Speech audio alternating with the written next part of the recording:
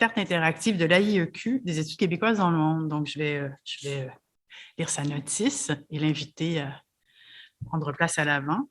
Donc, Chantal Houdet est directrice générale de l'Association internationale des études québécoises. Elle est cadre au ministère des Relations internationales et de la francophonie en prêt de service auprès de l'AIEQ depuis 2015. Ses premiers mandats professionnels, l'ont amené au Conseil de l'Europe à Strasbourg et au ministère de la Justice à Ottawa. Elle a commencé sa carrière au MRIF en 1992 et a occupé diverses fonctions au sein de ce ministère, ainsi que dans le réseau du Québec à l'étranger, donc à Bruxelles et Paris. Je lui laisse la parole. Merci beaucoup. Merci de donner à l'AIEQ cette autre occasion de faire connaître son travail, son rayonnement.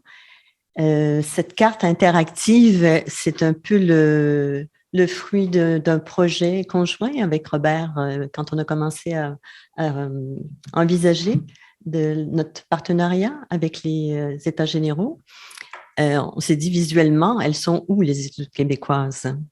Hier, lors de l'intervention inaugurale, j'ai parlé que l'AIEQ était essentiellement un réseau qui est composé de membres, mais également d'amis, de proches de l'association.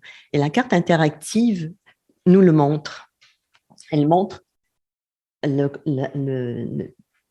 niveau international des études québécoises. On va regarder rapidement en regardant par quelques statistiques.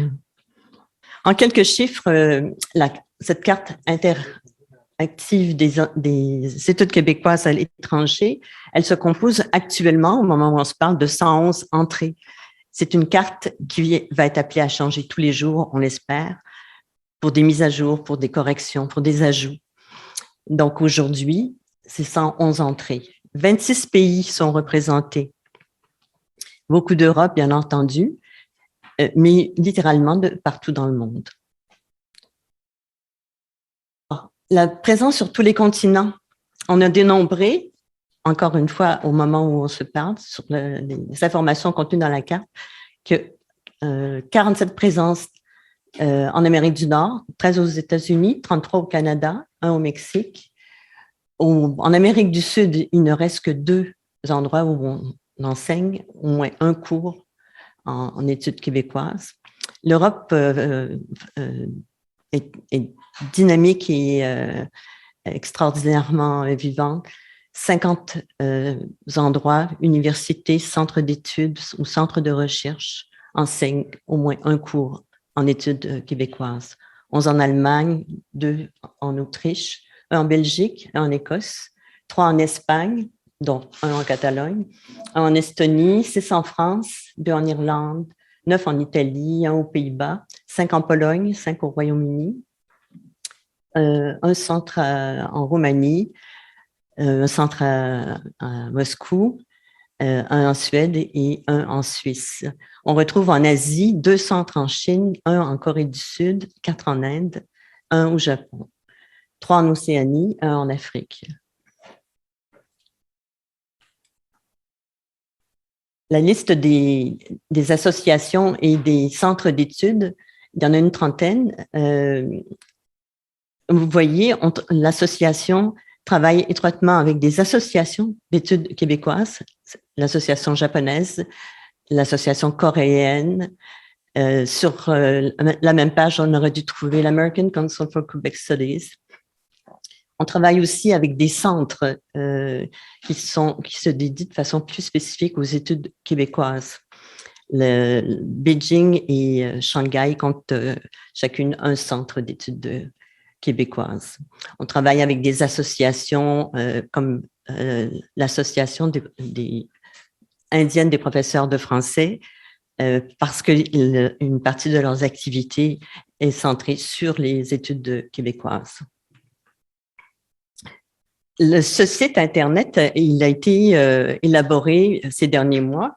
Il ne sera jamais terminé, je l'espère.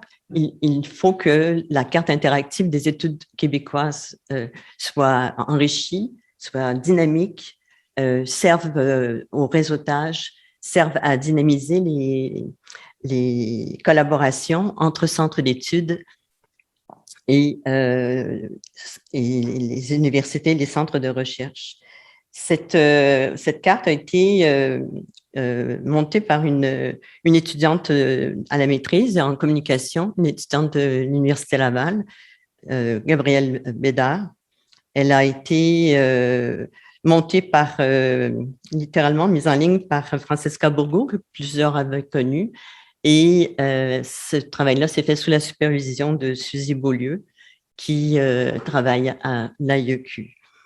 La façon de mettre à jour cette carte est très, très simple. Le formulaire est extrêmement facile à remplir. Je vous invite à vérifier les informations de notre carte interactive, à l'enrichir, à la modifier, à nous conseiller pour d'éventuels usages.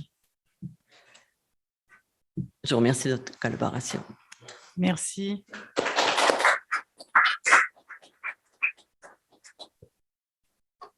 Nous aurions le temps pour une ou deux questions à Chantal Houdet.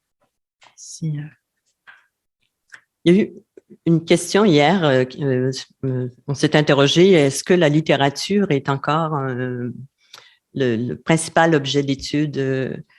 On a fait une recherche, la moitié des personnes qui des personnes ou des centres de recherche, des associations qui sont inscrits sur notre carte interactive, un peu moins que la moitié sont en littérature.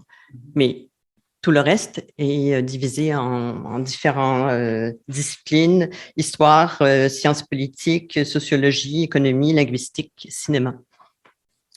Donc, on a sur les quelques 101 universités, on a identifié 53 lieux, il y a des chaires de recherche, des chaires d'études.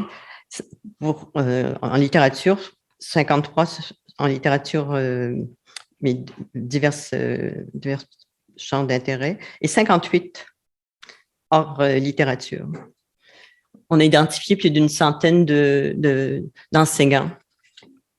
On a identifié plus d'une centaine d'universités, de chaires d'études. Question de Robert Dillon, donc je l'inviterai à poser sa question au micro.